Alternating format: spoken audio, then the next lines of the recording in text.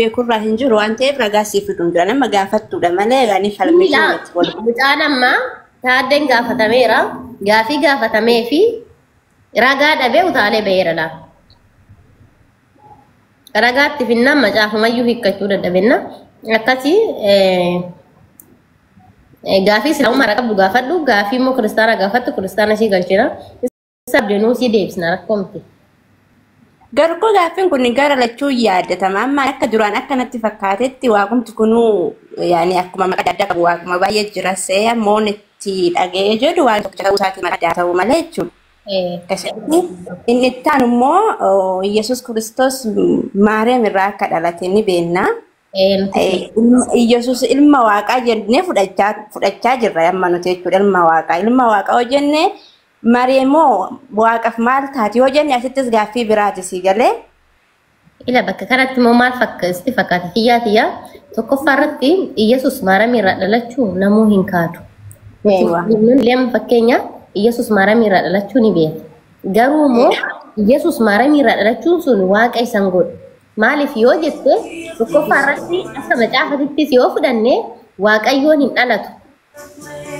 Bontu sagalee qaba antini ta'ini maaki qabadme maalish waaqayyoon hin dhalatu hin dhalchus namuus isan argine isa arguus hin danda'u isa kana macaafni ni jedha sigalee garuu Yesuus moo dhalateera nyaateera ilma dhiiraati mikinaatu gaafa dhalatu iyyuu fakkeenya yootini Gabrielin abassaru Maariyaamoo atti firii wandi lijin tol jaallashinna semuunum Amaanuel bileeshti xaraalles jedheen ilma dhiiraa ni deettati maqaan isaa moo Amaanuel jette ni waamtaa jedheen sigalee bakka kanatti ilma dhiiraa ni deetteetu fakkeenya doktorri tokko gaafanaan ulfa ta'ee ulfi kiyyaa namatti deebi'e jechuudha dhiira ta'e dubartiin cheeggoote gaafa dhaqxee ilaaltu ka dhiira ka dubartii jettee osoo hin dhalatinuu garaa keessattuu of beekti sigalee kanaaf Maariyaamiinuu osoo Yesuus hin dhalin dhiira ta'uu isaa ilma dhiiraatti erga dhalateen boodallee akkuma dhiirri kamiyyuu kittaannateera qaama saalaasaa murateera sigalee inni maalidha dhiiradha waaqayyo moo dhiiras ta'uu hin danda'u namuus isan argine arguus hin danda'u Timooteos boqonnaa tokkoffaa boqonnaa jana fakkaata waan akka 16 waan akkasiin fakkaata waaqayyo hin argine namuus isan arguu hin danda'u jedha nuti musliimnillee waaqayyo hin dhalus hin dhalchus hirkoos hin qabu hin mul'atus namuus isan argine rabbiin jechuudha. Sigalee garuu bakka kanatti waaqayyoon kun kaadammoo isaan waaqa kan jedhaniin kun Yesuusuu sagadeefii jira kadhateefii jira jilbiiffateefii jira yoo ol ba'ullee maal jedhe gara waaqayyo kooti fi gara waaqayyo keessanitti jedhe Yohaannis boqonnaa 10 lakkoofsa 20 irratti immoo waan akkasii irratti jechuudha waaqayyoon gara waaqa keessaniif gara waaqa kootti ol bahaa jedhee dubbate sigalee kanaaf inni illee waaqa qaba ittaan sudaan dammoo Yesuus kuni abbaa malee dhalachuun kuni waaqayyo isan godhu fakkeenya sii kaasaa macaafa keessattuuyyuu uumamoonni karaa adda addaatiin jira akkuma Yohaannis boqonnaa 20 lakkoofsa 17 saa'e fakkeenya sii kaasaa addaam yoo fudhanne addaam biyyoo irraa uumame miire hiwaan gaafa fudhanne hiwaan dammoo gonni isaarraa uumamtee jedha seera uumamaa boqonnaa 2 keessatti jechuudha sigalee amma dhaloonni addaamii fi hiwaanuu gargari addaamin biyyoo irraa uumame hiwaanin dammoo gonni isaatirraa uumamte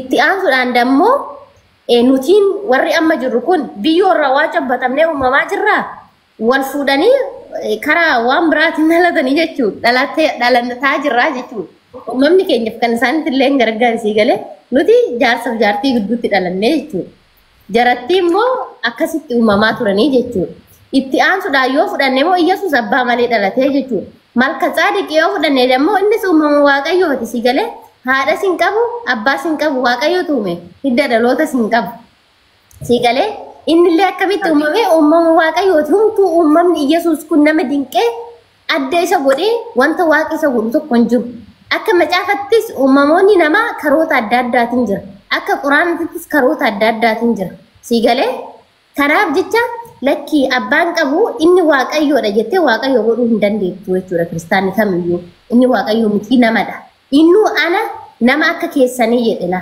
ana nama akka keessanii amma fakkeenyaatti dubartii dhamti anis dubartii akka keetitti yoo siin jedhe dubartummaa ta'uu kan kootu agarsiisa miti an dubartii ta'uu kootti si galee innis maal jedha ana nama akka keessanii jedha giddiidha inni nama osoo ofiin jedhu waaqa hin jedhanii re'aan fakkeenyaan dubartii akka keetti baroona siin jedhe lakki ati dhiira naan jettaare dubartii ta'uu koo of beekee tanan rabbiin dubartii godhee na uume dubartummaa koo of beekee tanan hijaaba koo uffadhee qamisii koo godhadheetiin hin deemaa jira dubartii ta'uu koottiin of beekee jechuudha. An dubartiidhaati moo lakki dhiira jettee osoo reenatti godhuu deemte lakki ani dubartuman siin jedhe kijiba wanarra keesse karaa sabaqqa si amansiisuudhaaf hin dadhabu nan dhiisa. Yesuus irrallee jarattiin kijibu makaanati waaqaati jedhanii ni sagadaniif ni sujuudaniif ni kadhataniif intini ta'aniif garuu sammuu waaqa godhuu hin danda'an. Addatti moo deebisee nuti musliimni Yesuusitti ni amanna. Si galee garuu moo Yesuusitti amanuu jechuun Yesuusiif sagaduu miti. Maaltu jira beektaa rabbitti amanuu jira antuuminu billaahi wa malaa'ikaati maleekaa rabbitti amanuu jira wa kutubii kitaaba rabbiin biraa bu'an sanitti amanuu jira wa rasuulii ergamtoota rabbitti amanuu jira si galee harkaan imaanaa jira ergamtoota rabbitti amanuu keessaa ergamtoota rabbii keessaa nabi Muhammad sallallahu alaihi wasallam ergamaa rabbiiti Iisaan ergamaa rabbiiti Yesuus ergamaa rabbiiti si galee kanaaf amanuu fi suni nabi Muhammadiif an fakkeenya yoo itti amannu rabbiitu nu ergeenne ergamaa alamaati rabbi karaa rabbii tokkichaa karaa isaatirra deemna garuu moo isaaf hin sagan si galee kan saganuuf rabbii tokkicha garuu isa moo sunnaa isaa hordofnaa rabbiitti amanna qoyna fitachis rabbiitu ergeenne fudhannee amanna Yesuus illee bakka kanatti inni karaadha dhugaadha garuu gahumsi eenyu bira akka macaafatittis waaqayyoon bira nutis musliimonni Yesuusitti ergama rabbii jennee amanna namni Yesuusitti amanne si jamma rabbittu kafareera mikinaatu ergama rabbitti amanne waan ta'eef amanuu suni sagaduu miti jechuudha. Kanaaf Yesuus illee dhugaadha garuu dhugaan itti amanuudhaaf akka inni jedhe sanitti akka rabbiin jedhe sanitti amanna malee akka qeesonnii fi paastariin kijibarra kaasanitti miti jechuudha si galee. Sirriidha. Otoo Yesuus Kiristoos hin dhalatin dura amantaan kiristaanaa kun hin jira moo hin jiru? Gamalachuun ni beektaa waan ta'eef. Hin jiru? Hatta jiraachuu miti hatta erga Yesuus dhalatee iyyuu beektaa amantaa kiristaanaa kan jedhamu hin jiru. Erga Yesuus dhalatee iyyuu jechuudha. Akkamitti yoo naan jette kiristaanota jechuudha Phaawulostu barattoota isaatiin kiristaanota jedhee moggaase malee Yesuus Kiristoos hordoftoota isaatiin isin kiristaanota hin jennu. Si galee kanaaf fakkeenya sii kaasa ati barattoota qabdatii naa jedhu mana barumsaa qabda mana barumsaa keessanitti waldaa keessanitti dirqama maqaa moggaasuu qabda mitiire waldaa fakkeenya hawaariyaa jira muluu wangeelii jira wantoota adda addaatu jira miti fakkeenya sii kaasa ati waldaa osoo qabaatte fedha keetiin waan barbaadde jettee moggaafachuu hin dandeessa inni sun amantaadha jedhanii jala yaa'uu ni danda'ama haree hin danda'amu mii? Hin danda'amu. Kanaaf dammoo Phaawulos mirga isaati barattoota isaa sanitti kiristaanota hidhee raawwatee barataa sanitti moggaafateera kiristaanota jedhaman isaanii jechuudha. Barataan isaa fakkeenya yoo kudhan ta'e kurnaan saniin barattoota isaatiin jechuu danda'a kiristaanota jechuudha garuu kiristaanummaan amantaadha kan jedhu hin jiru macaafarra. Gara islaamummaatiin dammoo islaamummaan quraanarra ni jira. Amantaa islaamaa kana rabbitu sinii kenne amantaa islaamaa kana irratti dhalatte jettee yoo nagaafatte irratti dhaladhe rabbiin naaf kenne ilmi namaa kamiyyuu rabbiin islaamummaa irratti isa uume amantaa islaamaa tanaan dhalamoo namni amantaa biraa barbaade kan jannataa osoo hin taane kan jahannamaati jireenya bara baraa yookaan immoo jannata argachuu hin danda'u karaan takkittiin karaa rabbii nama geessitu islaamummaa bidha islaamummaa jechuun immoo waan biraatii miti rabbiif buutamu rabbiif masakamu akka rabbiin jennetti bulu rabbiin keenya gabbaru rabbiif masakamu shirki rabilisa ta'uu bas shirki rabilisa ta'uu jechuun yaani rabbitti waa sharrakuu dhiisuu namni rabbitti waa sharrake fakkeenya islaama ta'e yoo ka'ee too ergamaa kadhate rabbitti kafaree jira jechuudha si galee rabbitti dhamanne namni sun mikinaatu kan kadhatamus kan sagadamuufillee kan jilbiiffatamuufillee rabbii tokkichaaf waan ta'eef islaamummaa jechuun waan biraa osoo hin taane rabbiif masakamuu akka dammoo afaanitti logattee fudhan islaamummaa jechuun nageenya jechuudha si galee musliimtonni hordoftoota islaamummaan amantaadha amantaa rabbiin nuuf kenne amantaa rabbii siif kenne ta'uu isaa ragaa ni qabda yoo jettee moo ragaa akka ajaa'ibaatti hin qabaa jechuudha si galee tari kiristaanummaa immoo amantaadha jedhamee namni ragaan qabaa lakki seeneen dubbadha jedhu yoo jiraates immoo seentanii nuu deebisuudhaaf yaaluu hin dandeechan garuu hin yaaltan malee akka deebisuu hin dandeenye nan beeka waan ta'eef akkasi bareedduuti. اوكي انا قامت تكون قافلين نكست ومامنا دي بيت ركو هنقابو ولما قالت مصحف كله كان يرجع يسوع كريستوس وقالته مامو سنجول رب الروان نبوي نجرا أبدي ما يبدر واجرا كوينا فيصير بد دقيقة لا هو كان أو سي أبدي نجرا اوكي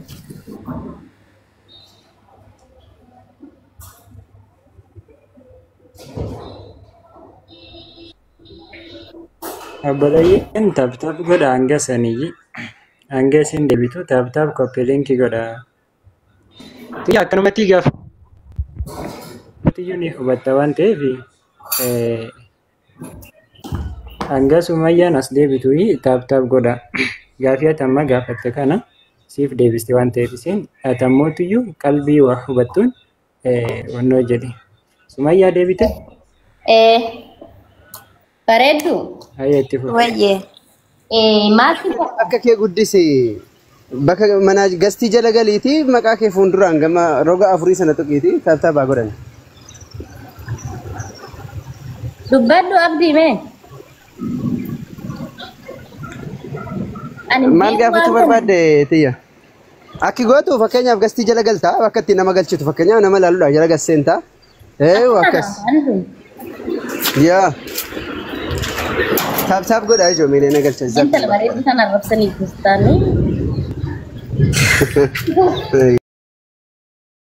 Kana kola rabsu. Kola rabsuun hin barbaachisu. Ani amma Sammaadhaa tiyya. Waan sirrii islaamu irraa gaafatu. Goyaa fixattuuti islaamu mattaatan. walumaa qabsootti walumaa kamtu sirriidha kan jedhurraa baruun barbaada malee gaba musliimatillee waa beekuun qabu gara kiristaanatillee waa beekuun qabu walumaan qabatti garuu wanta gaaffina keessattuu mi gaafachuun barbaade matsaafni qulqulluun otoo Yesuus Kiristoos hin dhalatin dura hin jiru kiristaanummaan illee erga Yesuus Kiristoos dhalateen booddee uumame hoo jennee kitaabni kun rabbi biratti fudhatan mala olii galattanii gaafa namni akka tol qoqqoodu rabbummaan lama natti fakkaatee ture amma gama kiristaanaatti illee waaqni tokkicha ta'u gama musliimatti illee waaqni tokkichuma ta'u afaan yaani jechoonni nu fayyadamu maqaan gargaraa ta'u malee addunyaa tanarra rabbi tokko ta'uu fudhannee erga kaane sababbiin quraanni yookaan matsaafni fi quraanni bakka lamatti bu'eef kun maaliif kan jedhu kan gaaffii natti ta'een. Wayne sababbi maaliitiif kan jecha rabbiitirraa adda qoodamee bakka lamatti dhufe. Taabii moo hin deebisaaf?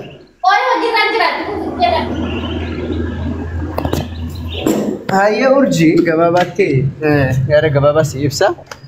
Dursa irratti kiristaana jechi jedhu amantii miti amantiillee ta'uu hin danda'u. Macaafa keessatti bakkuma takkatti illee kiristaanummaan amantiidha wanni jedhu bakka takkatti illee caafamee hin jiru. Egaa macaafa kiristaanonni amanan ortodoksii 81 warra pirootestaantii 66 kan amanan keessatti bakkuma takka keessatti pirootestaantiin amantiidha ortodoksiin amantiidha akkasumallee kiristaanummaan amantiidha kan jedhu bakka takkatti illee hin caafame. Tayyib egaa kiristaanummaan amantiidha ortodoksiin amantiidha kan jedhu macaafa keessatti caafamee hin jiraanne طيب أمانتي أكمل جتشو دندين جري جتشو كنافو وأنا مني بوجهته جتشو ولي قالتي أرثوذكس ما أنتم ما أكسم الله كريستيان ما نكولي قالت الله كاثوليك ما هندي وني الدنيا كنرى نتي أمانتي كم نجري يا هندي وفي حساب بوجهته جتشو نوغلا جتشو ما لف جنان أمانتي أكنجر أشرت وانش أفهمه هنجراتني في جتشو إسلام ما نو أمانتي أجتة يو نجافة أيين أمانتي سبب بينسا ربي سبحانه وتعالى قرآن ساك بجماعة كيستي بسم الله صدفا لكوبسا قرصا قال الرتي كبشو دندسة بقول ناسا وفي كيت اللي بفتشو دندسة بسم الله صدفا لكوبسا قرصا قال قباتي مال جل ربيني إن الدين عند الله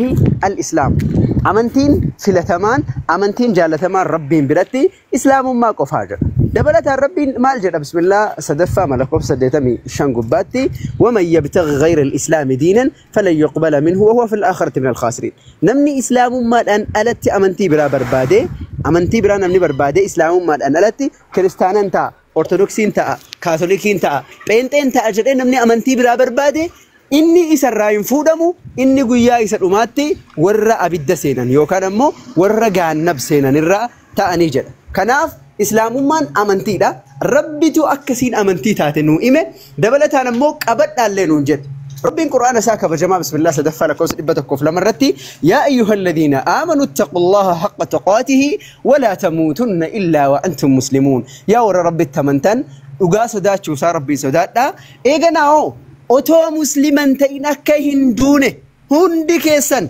مسلمة آتي غرك يتكوتا نمني مسلمة أوريسي أمنتي برامو قبتي إسلام ما إيسي أمنتي برا قبتين التلوفة وهو في الآخرة من الخاسرين خالدا مخلدا فيه إبدا جهنم كيستي برا برانسي كيس جراتا إسي كيس همتو إسان باسو فما تنفعهم شفاعة الشافعين فما لهم عن التذكرة معرضين ربنا كزلا وأنت كله جارسمان تكله وبين تكل إساني في نجر قياسا إساني بد جهنم كيستي ونذر الظالمين فيها جثيا جلبين فتو حالة عنين إبد جهنم كيستي سانا بفناجر كناف نمني إسلام ما الآن ألا تمنتي براقبة كمو الرئي التنجرات مالي برقيا آخراتا فول ربي درتي ونني أرغتو يوجراتي كتاب سا أركبتات متشير ما الأنقر الدبات فرتي غير جهنماتي ديما جتشو كناف نموني لبو كيسان برارچو دندسن إبدي الدنيا يو إبدي السلبة دامتي إبدي الدنيا أكان قبدي زيغالي إسانو أمو إسين مال قد قاما قبا كان سيقبدي مالي كيس سيقبون دندسو قاما قبا كان سيقبدي زيغالي إبدي آخر أمو أكان ججبا نمني توقو إسين دندو كناف إبدي جانما أكان ججب دودا جلامي لكا غر ربي توقي چاكوتا برسيسني إسلام ما في برسيسني إسلام ما دا برسيسا نبيوتا كراجوتا دورانيتي برسيسا يسوس كريستوس اللي واقعيو لمن برسيفني واقعيو سدين برسيفني كان إني برسيسي واقعيو توقي چادا بكا هندت اللي يسوس كريستوس كان إني برسيسا مال برسيسا واقعيو توقو أكتاي قفا كان إني برسيسا توري نموني واقعيو لما واقعيو سدي جداني مقا غراغرا اتباسني ربين براتي وان برا غبران بورغويا إسادومادا إبدا جهنم تسان إيقات ربي سبحانه وتعالى سورة المائدة بسم الله شنفة لكوبسا كرة تربة قباتي لقد كفر الذين قالوا إن الله هو المسيح ابن مريم رقمت كفرني تنجران إساء يسوس كريستوس واقعيو أجدان رقمت كفرني جران جتشو لقد كفران جتشو نمو نمني كفر إينيو إبدا جهنم تسان إيقات كناف ربي بسم الله شنفع ملي سورة مائدة آية ترباتمي في لما قباتي لقد كفر الذين قالوا إن الله هو المسيح ابن مريم وقال المسيح يا بني إسرائيل اعبدوا الله ربي وربكم إنه من يشرك بالله فقد حرم عليه الجنة وقمت وري إيسان يوكا يسوس كريستوسين واقعيو الأجران وقمت كفرني تنجران مسيحين يوكان مو عيسان يسوس كريستوس قافة بيا لفاكنا الرجلو أكسرين يا بني إسرائيل يا إلمان يعقوب يا إلمان إسرائيل اعبدوا الله ربي وربكم جبارا ربك يا ربك سنقف اسم قف جبارا إنه ما يشرك بالله نمني إستك إنديس إساملتي أيوة إساملتي نمني واقع يوكم برا واقع سي الله أجدتي فقد حرم عليه الجنة إسرت ربي جنة حرام قل إيه إبدا جهنم سنسا ومأواه النار بككم سما ساي إبدا جهنمي وما للظالمين من أنصار غافسان ورا بديد لجوتاف ورا عبود لجنيف تمسان تقول إن جروجر أكسم اللي أكوا واقعي لما سدي إن جنف لقد كفر الذين قالوا إن الله ثالث ثلاثة إساء واقعي سدينيتي سدوا كتقوتي والرجال اللي رقمت كفرني جرني وما من إله إلا إله واحد ربي تكتش ملها كان جبر من براه جرو وإن لم ينتهوا عما يقولون ليمسن الذين كفروا منهم عذاب أليم يو واقعي سدي واقتقوتي جد أن كان يو ديسو باتني كان تران تأني إساني بدا جهنم تساني إقتا كنافو هارو ومني قياسا نموتو بدا جهنم جلا إسان باسون دندو جتشو ربين دبتا كنافو نمني كان التين فيو دندو كان بدا جهنم جلا بأو دندو إسلام ما يو قبته قفا أمنتي رغان قبا كان جرو اللي يو إسلام ما قبته قفا أمنتي إسلاماتين ألا أمنتين جرانم نجره أمنتين كو أمنتي أجر إيه رقاتك كاللي في دتشو يو في دت تفضل جنان يا جنان أمنتي تأوسيتي فرقا قبدو تقو ملين جرتو إسين اسمالي إسلام مال قرآن كيست ربين دبت كانان ألا أمنتين الدنيا كان الرجل أمنتيلين كما تملك ومن قوتو نساني بكا تكت اللي ragaa takka amantiin keenya amantii dhugaati jechuudhaaf fidachuu hin danda'an. Kanaaf lubbuu keessan ibidda jahannam jalaa baraaruu yoo barbaadan rabbii tokkichatti amana innis immoo Allahadha isaan malee kan gabbaramaan hin jiru.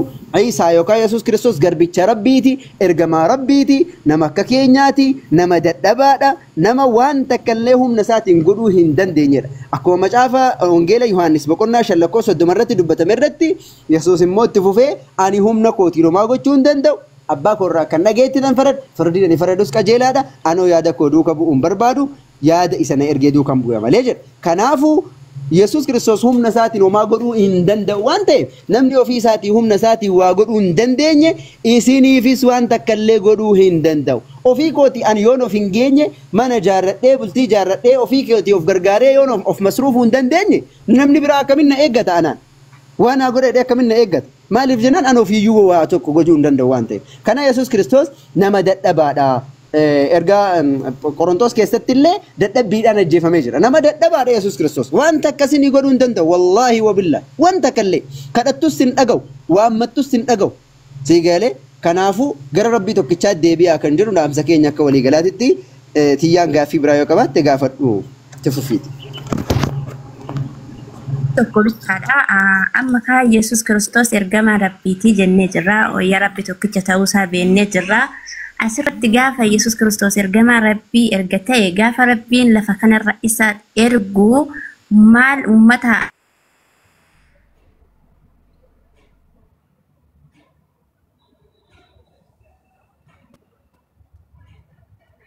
Tiyya mafi. Kata?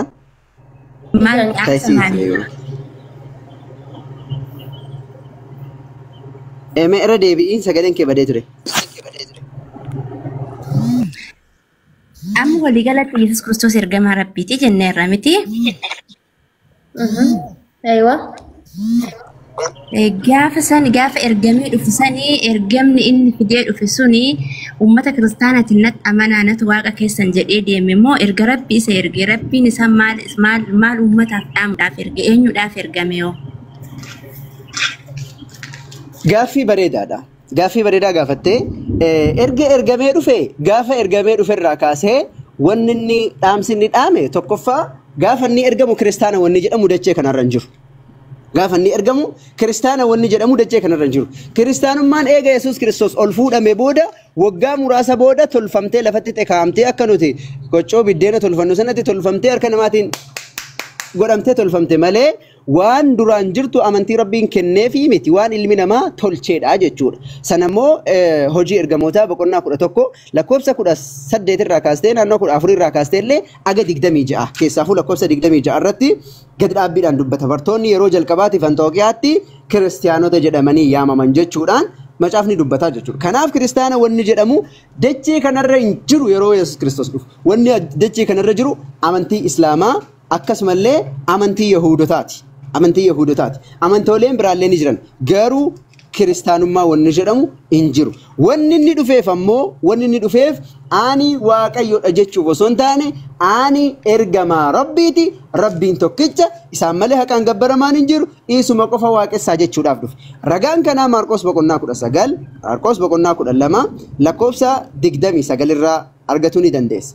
Akkas jedha. Lakkoofsa 28 irraa kaasnee yoo dubbifne Maarqos atillee banadhuuti akkas jedha. Bismillah.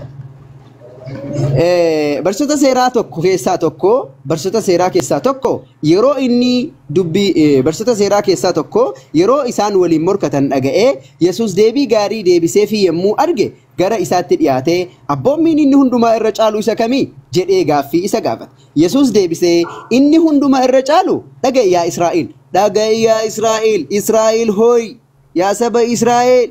Gooftichi Waaqayyo keenya kophaa isaa gooftaadha jedha. Waaqayyo gooftaan keenya kophaa isaa gooftaadha. Atis Waaqayyo kee goofticha kee garaa kee guutuudhaan jireenya kee guutuudhaan yaada kee guutuudhaan humna kee guutuudhaanis jaallachuutu siif ta'a jedhe. Akkana jechuun gooftichi Waaqayyo keenya jechuun Waaqayyo tokkicha isa Yesuusiif illee Waaqayyo ta'e gooftaa tokkicha isa Yesuusiif illee gooftaa ta'e. Asumaanuu Yesuus Kiristoos Waaqayyoon qaba. Waaqa waaqessuu qaba Yesuus. In sagada, in kadhata, in boo'a.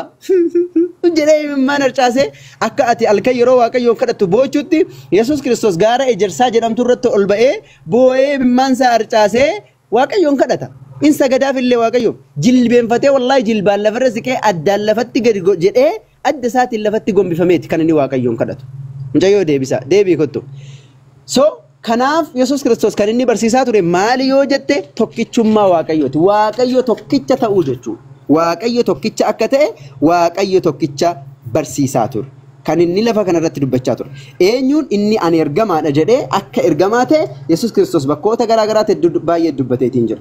Yohaannis boqonnaa 5 lakkoofsa 24 akkasumallee Yohaannis boqonnaa 17 lakkoofsa 3 lakkoofsa 8 bakka hedduutti Yesuus Kiristoos akka ergamaa ta'e ofii isaatii dubbachaa ture jechuudha. Kanaaf Yesuus Kiristoos gara Waaqayyo tokkootti waamaa ture jechuudha. Sigalee Waaqayyoof sagadaa ture. Luqaas boqonnaa 6 lakkoofsa 12 irratti Yesuus Kiristoos gara gaaraatti ol ba'ee Waaqayyoon kadhachaa ture jedha. Waaqayyoon kadhachaa ture jedha. Dabalataan immoo